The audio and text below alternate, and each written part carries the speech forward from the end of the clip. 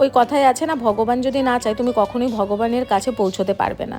তো আজকেও আমাদের সঙ্গে এমনটাই হয়েছে। আমাদের প্রথমে কোনো প্ল্যান ছিল না অষ্টমী পুজোর নেমন্তন্ন খেতে যাওয়ার, কিন্তু হঠাৎ করে আমরা যাব বলে রেডি হয়ে গেছি। মা তো অষ্টমী স্নান করতে গেছিলো বাবার সঙ্গে, এসে দেখে আমি রেডি হয়ে গেছি, তাই অবাক হয়ে গেছে। তো অষ্টমী স্নানে মেলা থেকে বাবানের জন্য আবার একটা বেলুনও নিয়ে এসেছে।